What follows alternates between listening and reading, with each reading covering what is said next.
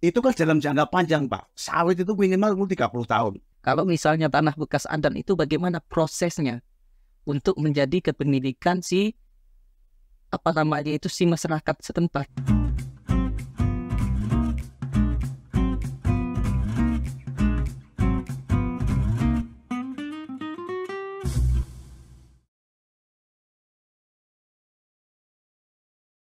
Halo, saya Hari Prakoso, Associate di SIP Law Firm yang akan menjadi host pada episode SIP Talkshow kali ini. Saat ini saya sudah bersama dengan Bapak Taufikur Rahman, seorang dosen hukum agraria yang akan menemani saya untuk membahas topik terkait penyerobotan lahan. Halo Pak Taufik, selamat siang, apa kabar Bapak? Selamat siang juga Pak, alhamdulillah baik.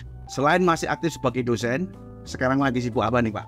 Iya, saya lain dari dosen, saya diminta bantu oleh Dekan Fakultas Hukum sebagai ketua program studi sebelumnya dan sekarang wakil dekan di Fakultas Hukum, serta sibuk melakukan penelitian terkait di bidang agraria yang salah satunya. Baik, wah kebetulan ya sudah salah satu konkret Bapak memang di bidang hukum agraria Pak ya. Nah sebagai pertanyaan pembuka, rekan-rekan mungkin ingin tahu juga nih Pak, apa sih yang dimaksud dengan hukum agraria? Sebenarnya kalau definisi hukum agraria ini dari para ahli itu ada banyak ya. Tetapi dapat kita simpulkan bahwa hukum agraria ini ketentuan hukum yang mengatur terkait dengan barakah bumi, air, kekayaan alam ya di dalamnya. Nah, termasuk hubungan antara orang atau badan hukum dengan tanah itu sendiri. Tadi sempat di awal saya singgung masalah kepastian hak, terutama dalam pemilikan tanah. Kalau menurut Bapak, apa yang menyebabkan timbulnya konflik yang berkepanjangan dalam masyarakat, terutama berkaitan dengan tanah di Indonesia? Sebenarnya kalau bicara tentang konflik agraria ya, saya melihat ada 3 faktor. Yang pertama faktor regulasi itu sendiri.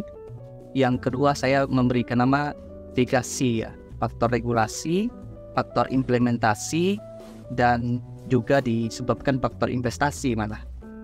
Misalnya dari aspek regulasi, di mana ada aturan tumpang tindih antara satu dengan yang lain. Kita ambil contoh terkait dengan pengadaan tanah untuk kepentingan umum. Negara sudah menetapkan Undang-Undang Nomor 2 Tahun 2012 tentang pengadaan tanah untuk kepentingan umum.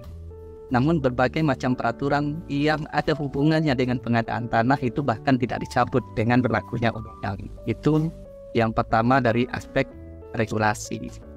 Yang kedua dalam aspek implementasi atau dari faktor implementasi. Dari faktor implementasi kita tahu terkait dengan konflik-konflik agraria di bidang pertanahan. Itu bisa saja terjadi karena misalnya terkait dengan ganti rugi, kemudian tumpang tindih kepemilikan tanah, dan seterusnya. Yang ketiga, faktor investasi. Maksud kita faktor investasi bukan menyalahkan investasinya, tetapi terkadang investasi yang masuk itu meinikan hak masyarakat setempat. Seperti kasus di Rempang mungkin Pak ya? Ya, misalnya di karena tahu saya ya, kayak kasus di Rempang itu kan ada investor mau masuk, kebetulan di situ sudah ada warga masyarakat yang terlebih dulu mendiami turun-temurun sudah tinggal di situ. Memang belum ada memiliki legalitas, belum boleh bukti pemilikan. Itu gimana gitu Pak? Kalau misalnya berkaitan dengan kasus di Rempang. Ya sebenarnya gini ya, terkait dengan kepemilikan tanah ya, khususnya tanah ulayat atau tanah adat. Ini kan ada 2 aspek yang perlu kita lihat. Apakah memang tanah adat murni atau misalnya tanah adat perorangan. Sebenarnya dalam konteks tanah adat ini kan ada 4 yang harus dipenuhi unsurnya. Salah satunya masyarakatnya masih diakui tanah ulayat itu. Tetapi ada tanah adat yang memang dimiliki secara turun-temurun dan yang dimiliki secara turun-temurun, namun masyarakat adatnya sudah tidak ada lagi gitu. Mungkin sudah generasi kesekian gitu. Sudah generasi kesekian. Atau mungkin campur pendatang. Bisa jadi ada campur-campur pihak lain. Nah, hal yang seperti ini yang mungkin bagaimana status tanahnya. Kalau misalnya sekedar tanah adat, memang di undang-undang kita baik dari tahun 1960 sampai saat ini terakhir ada peraturan menteri, itu ada mekanisme penetapannya. Di dalam Undang-Undang 23 2014 tentang pemerintahan daerah, di lampirannya itu disebutkan bahwa salah satu kewenangan penetapan tanah ulayam itu ada di pemerintah daerah. Jadi ditetapkan oleh pemerintah daerah. Kemudian setelah dilakukan penetapan, baik itu dalam perda atau perbum atau keputusan bupati atau kepala daerah yang lainnya, barulah di situ ada penatausahaan. Jadi sifatnya bukan melakukan pendaftaran pada umumnya seperti pendaftaran hak milik HGB, tapi hanya penatausahaan. Betul. Artinya tidak mungkin tidak bisa diperjualbelikan atau dialihkan ke pihak lain di luar lingkungan adat tersebut. Ya, tergantung dalam konteks ininya seperti itu, Pak. Karena memang pasca berlakunya Cipta Kerja ada memungkinkan tanah-tanah adat itu difungsikan kepada yang lain. Tapi memang konsekuensinya apakah di saat misalnya dibebankan dengan hak guna usaha. Misalnya, apakah setelah hak guna usaha berakhir tanah itu kembali ke negara atau akan kembali ke tanah adat? Tentu itu ini perlu. Karena mungkin seperti banyak contoh kasus di daerah Sumatera yang saya ketahui. Di daerah Sumatera itu perusahaan masuk mengajukan izin pemanfaatan sekian ribu hektar, 10.000 hektar misalnya. Rupanya di situ ada perkampungan adat segala macam. Mungkin itu nanti kalau perusahaan berencana untuk membuat lahan sawit, ada sistem kemitraan atau pola 30-70 atau gimana gitu. Nah, itu kan dalam jangka panjang, Pak. Sawit itu minimal 30 tahun. Dan saya yakin perusahaan tidak mau rugi lah. Jadi investor tidak akan mau rugi. Kok investasi setelah itu selesai kok terus bubar. Kaitannya dengan apa yang Bapak sampaikan tadi, artinya setelah izin itu berakhir atau ada jangka waktunya berakhir, bagaimana selanjutnya? Tanah itu kembali ke adat atau perusahaan masih memungkinkan untuk memperpanjang perizinannya? Ya, kalau konsep HGU sebenarnya kan sudah diatur di dalam UPA ya Pak ya. Artinya kalau misalnya berakhir itu bisa sebelum berakhir masih bisa diperpanjang ya, atau pembaharuan kembali seperti itu. Oke. Kemudian untuk yang di masyarakat ini, saya ingin tanya lebih jauh nih. Sebenarnya apa sih akar konflik agraria di Indonesia? Sebenarnya itu tadi yang saya sampaikan dari 3 aspek itu sendiri ya. Aspek regulasi, kemudian aspek implementasi, dan aspek investasi itu sendiri seperti itu. Namun ada yang tidak kalah penting, Pak. Selain dari tumpang tindih dalam aspek implementasi, tumpang tindih kepemilikan hak, bukti hak, itu ada ketidakjelasan ya.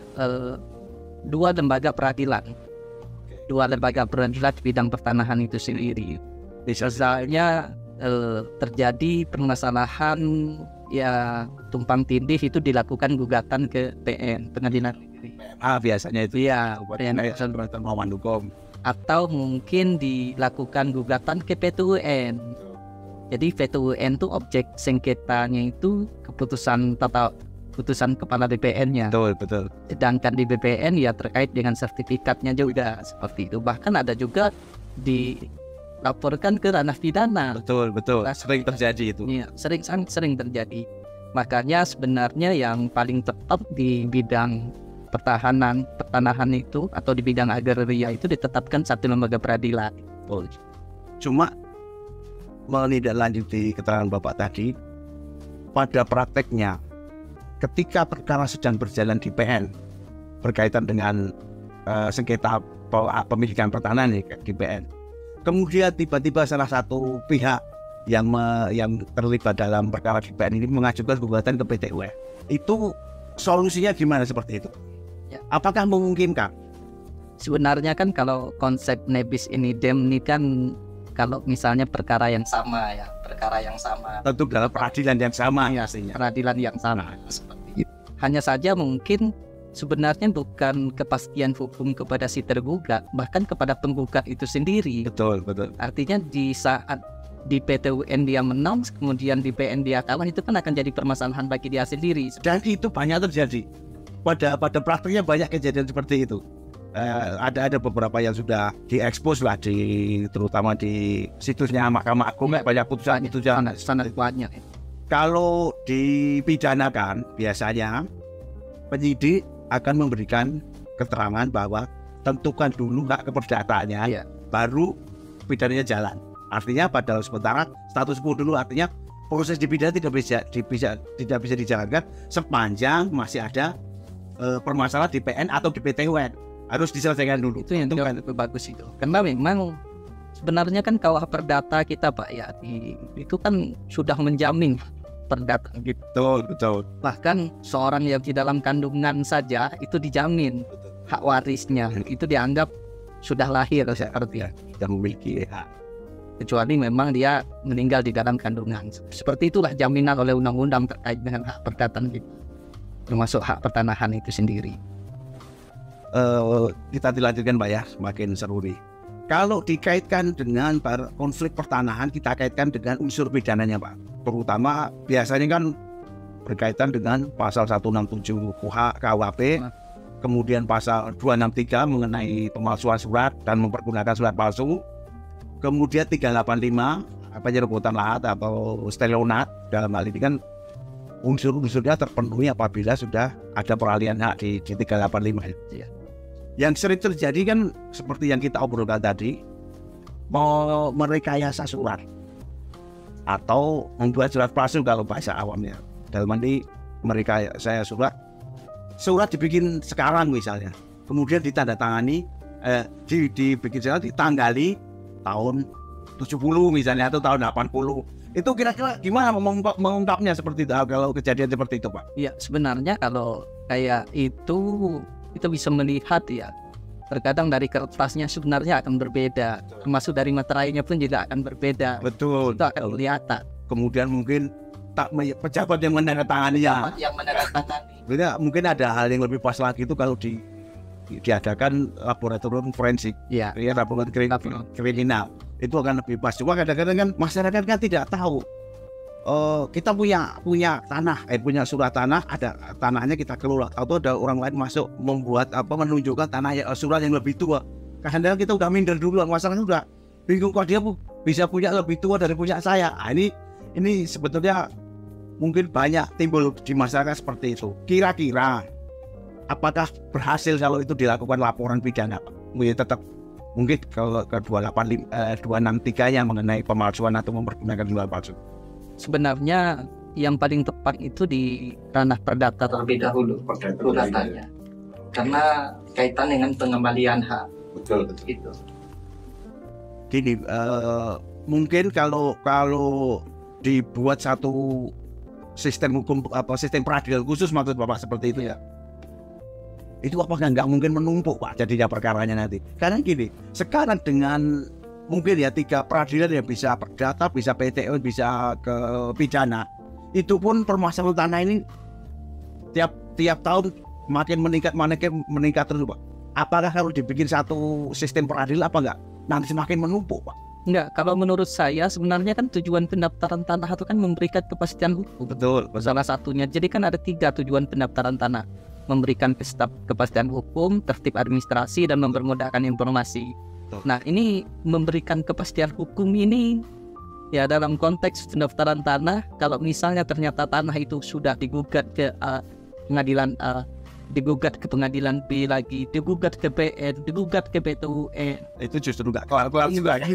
Luar biasa waktu habis, tenaga habis, kan kasihan ya. Yang benar-benar berhak ternyata harus dihabiskan dengan waktu dan tenaga untuk menjawab atau menangkal atas gugatan tersebut, seperti itu. Itu pun kalau 1 lawan 1. Itu pun kalau 1 lawan 1. Kalau ada pihak ketiga, pihak keempat dan sebagainya. Iya. Mau berapa lama akan ada penyelesaian adanya pastian hukum terhadap pemilikan tanah ini. Baik Pak, mungkin kita keluar sedikit dari pembahasan Pak ya. Menurut Bapak, selain membuat sistem peradilan khusus yang satu atap lah, satu tempat ya, tidak seperti sekarang ini bisa PT, apakah ada semacam solusi lain yang mungkin terutama bagi masyarakat untuk supaya terhindarnya timbulnya konflik perselisihan mengenai pertanahan? Mungkin yang perlu yang perlu solusinya salah satunya gini Pak. Tadi saya sampaikan bahwa terkadang terkait dengan investasi-investasi di daerah itu tanahnya ini kan tanah adat atau tanah bekas adat. Nah, hal inilah yang perlu dibuat regulasi khusus oleh pemerintah. Kalau misalnya tanah bekas adat itu bagaimana prosesnya untuk menjadi kepemilikan si masyarakat setempat. Kalau misalnya dia untuk pendaftaran tanah ulayan itu kan tidak memungkinkan lagi karena persyaratannya sudah tidak terpenuhi, unsurnya tidak terpenuhi. Makanya dalam konteks ini seperti harus ada pengakuan oleh negara, oleh pemerintah melalui BPN yang itu bukan hak milik, ada hak-hak lain bentuk pengakuannya seperti itu. Baik Pak, mungkin ini pertanyaan terakhir Pak ya. Kayak kita tahu bahwa masalah agraria ini masalah yang kompleks ya, bisa melibatkan banyak pihak dan betul-betul menguras tenaga dan penyelesaian jangka panjang. Tidak bisa yang penyelesaian tanah kok hari ini proses besok kelar, tidak secara singkat. Dibahas 10 tahun. Betul. Dalam hal ini tentu butuh keseriusan dari aparat-aparat terkait, stakeholder terkait untuk menyelesaikannya. Nah, sebagai masyarakat, peran apa yang bisa diambil untuk meminimalisir konflik agraria ke depan, Pak? Kita selaku masyarakat, mungkin kepada juga masyarakat umum supaya ada pencerahan seperti itu, Pak. Ya, sebenarnya biar meminimalkan permasalahan tersebut, tentu untuk masyarakat ya kita umumnya itu tentu memberi penyuluhan hukum kepada para masyarakat khusus untuk melakukan pendaftaran terkait dengan bidang pertanahan seperti itu. Jadi karena salah satu akar permasalahannya kita sudah menempati tanah secara terus-menerus, ternyata ada pihak lain atau bahkan pemerintah sendiri yang memiliki hak pengelolaan. Betul. Kemudian mungkin bisa juga terkait dengan sistem komputerisasi terhadap ya, sebenarnya pemilikan. Sebenarnya sekarang pemerintah presiden sudah bagus dengan sistem reforma agraria. Ada Perpres yang tahun 2003 perubahannya tentang reforma agraria. Salah satunya digitalisasi aset, digitalisasi seperti itu. Dan program redistribusi tanah yang sudah lahir kembali. Betul. Redistribusi tanah kan terkait dengan tanah-tanah terlantar sekarang, ya itu masyarakat juga harus berhati-hati juga ya kalau sudah menelantarkan tanah gitu. Itu bisa jadi tanah negara dan didistribusikan ulang kepada siapa? Pemohon tentunya pemohon. Kemudian juga mengenai sistem komputerisasi ini, digitalisasi ini, mungkin untuk di BPN seluruh Indonesia mungkin baru dimulai tahun 2004 efektif seluruh Indonesia. Jadi terhadap tanah-tanah hasil pengukuran atau permohonan penerbitan pada tahun 2004 ke sini itu sudah langsung terdata. Begitu di areal tersebut diklik koordinat itu langsung muncul peta bidang di komputer BPN, langsung muncul ketahuan. Oh, ini sudah tersertifikasi, ini yang pasti belum segala macam. Nah, kendalanya kan tidak semua masyarakat mengetahui bahwa ada ketentuan setiap pemilik sertifikat itu harus melakukan registrasi ulang ke BPN supaya apa? Datanya itu masuk dalam database komputer BPN, sehingga apa boleh ada pihak lain yang mengajukan permohonan pengukuran di area tersebut. Oh, nggak bisa, ini sesuai database di komputer BPN, ini sudah milik si A dengan sertifikat nomor sekian, kan seperti itu, Pak. Apa mungkin seperti yang disampaikan Bapak tadi, perlu sosialisasi, kemudian penyuluhan hukum terutama kepada masyarakat, tidak hanya yang belum bersertifikat, Pak, ya, mungkin yang sudah bersertifikat untuk melakukan registrasi ulang sehingga terdata. Iya, terkadang seperti itu, Pak, ya. Ada, karena kan kalau dalam hukum itu kan ada jadi satu teori disebut teori fiksi ya. Betul. Misalnya sudah ada aturan, ya mau tidak mau itu dianggap mengetahui semua. Betul. Nah, disitulah peran seluruh masyarakat, seluruh stakeholder, pihak pemerintah daerah, dan khususnya pemerintah yang ditugasi di bidang itu dengan melibatkan unsur pemerintahan desa untuk memberikan informasi-informasi. Karena kita tahu sebenarnya salah satu tujuan pendaftaran tanah ini kan tertib administrasi dan memudahkan informasi. Betul. Kalau misalnya ternyata tanah itu tidak bisa diakses oleh halayak ramai, tidak diketahui kepemilikannya, ini kan tidak tercapai tujuan dari pendaftaran tanah. Betul sekali. Seru banget pembahasan kita ini, Pak.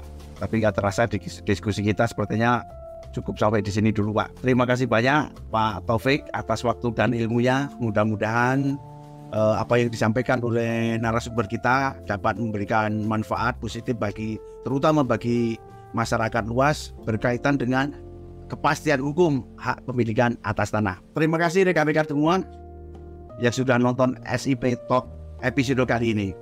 Bagi rekan-rekan yang punya pertanyaan atau opini, boleh banget tinggalin komen di kolom komentar.